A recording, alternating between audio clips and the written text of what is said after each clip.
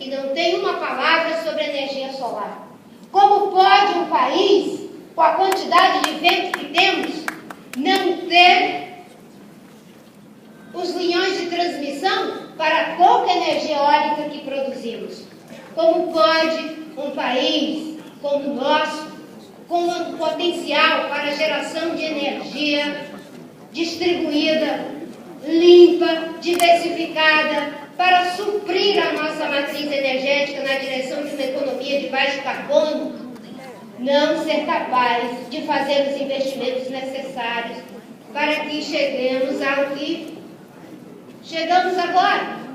Estamos com todas as térmicas a pleno vapor, importando diesel para produzir uma energia cara que será paga, ressarcida com o esforço e o bolso do contribuinte.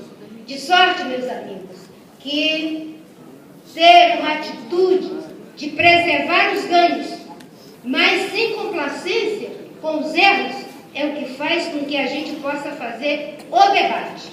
E mais, nós queremos sim que o Brasil possa se desenvolver para produzir bens e serviços que se traduzam em saúde, em educação, em segurança pública, em infraestrutura para o desenvolvimento sustentável, em políticas urbanas que melhorem a qualidade de vida das pessoas, em uma educação que seja capaz de produzir ciência, tecnologia e inovação para que possamos dar o passo que precisamos dar no século XXI na agregação de valor aos nossos produtos e deixarmos de ser apenas o país das commodities, ainda que essas sejam muito importantes. Isso tudo é muito significativo, mas é preciso fazer em novas bases o nosso desenvolvimento, com base na sustentabilidade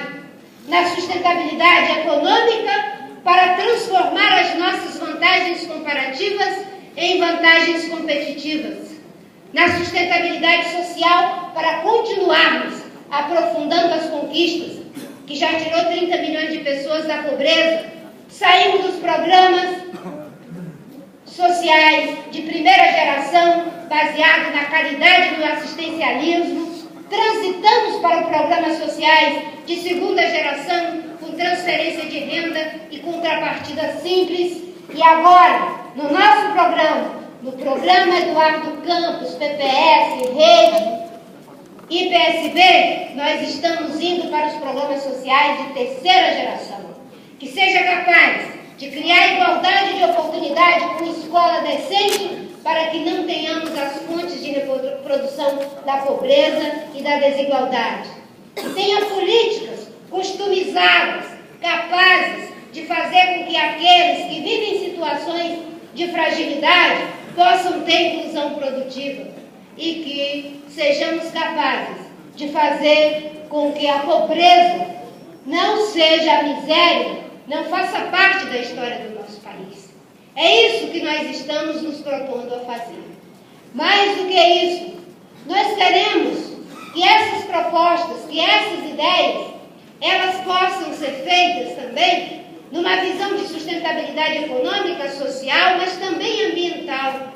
Não podemos destruir as bases naturais do nosso desenvolvimento.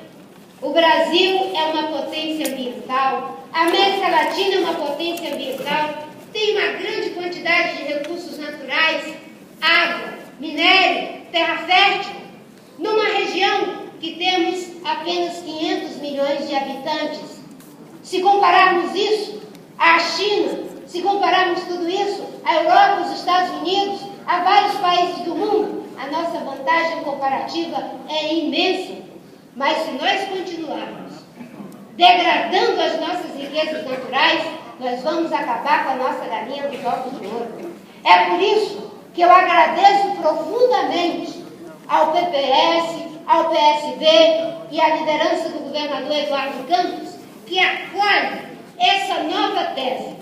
Um dia desses, nós, num debate com ambientalistas, me impressionou a disposição do governador, respondeu mais de 20 perguntas dos ambientalistas, e todos ficaram muito felizes, porque nós, os ambientalistas, durante muito tempo, fomos taxados de ser contra o desenvolvimento. Mas hoje, as pessoas, mesmo aquelas que vêm de uma tradição social desenvolvimentista, porque a visão desenvolvimentista é uma parte da tradição da esquerda democrática brasileira, que tinha compromisso com a democracia, compromisso com a justiça social, mas não conseguiu perceber, como perceberam os cientistas, os ambientalistas, que era preciso agregar mais um ponto, a questão da sustentabilidade. E o Eduardo dizia, olha, eu não venho dessa tradição, mas por inteligência, por compromisso ético e político, hoje eu sei que essa é uma agenda estratégica para o mundo e para o Brasil. E nós temos que dar o melhor do nosso melhor para dar uma resposta, não apenas à crise econômica, não apenas à crise social, mas também à crise ambiental. E eu agradeço por essa oportunidade, Glória, porque durante muito tempo, nós, os sustentabilistas, tínhamos que pedir para os desenvolvimentistas fazerem alguma coisa pelo meio ambiente. Agora, no mundo inteiro, as pessoas que vêm de outra tradição conversam com os ambientalistas, dizendo o que vocês podem fazer para nos ajudar no desenvolvimento. E é esse encontro, é essa integração de arco e de flecha, como eu disse na poesia, que nos faz estar aqui, aprendendo uns com os outros.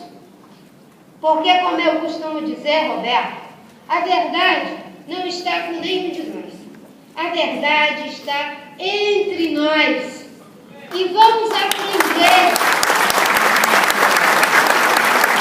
dentro desse espaço que se cria entre nós, qual é a contribuição da melhor tradição do humanismo socialista que está aqui. Qual é a contribuição dos ambientalistas, dos sustentabilistas progressistas, que querem fazer esse encontro para que a gente não viva a dicotomia de opor meio ambiente a desenvolvimento. Aqui nós temos vários ministros do governo do presidente Lula. Durante o seu primeiro mandato, eu, Alberto, Miro e alguns de nós até o segundo mandato, eu fui uma que fui até o segundo mandato, Eduardo, Viegas e tantos outros, alguns até que continuam no governo, como é o caso do meu querido ministro Amorim. Podemos ter olhares diferentes em alguns aspectos, mas na questão ambiental ele foi fundamental, não é? Nós viemos dessa contribuição que demos naquele momento. E quando nós dizemos que queremos preservar as conquistas, nós estamos falando de um esforço que também fizemos, de um esforço que também deve ser integrado com uma institucionalização sustentável das conquistas.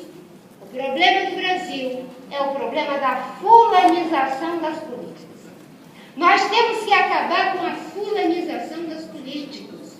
As políticas têm que ser institucionalizadas como um ganho da sociedade, a estabilidade econômica, os instrumentos que nos levaram em macroeconomia a essa estabilidade não podem ser mais só do Fernando Henrique e do PSDB. Agora eles são do povo brasileiro. O que levou a tirar 30 milhões de pessoas da extrema pobreza, ainda que venhamos e temos a obrigação de dar o crédito ao governo do PT, isso não é do PT nem do PSDB, é uma conquista da sociedade brasileira e nós temos compromisso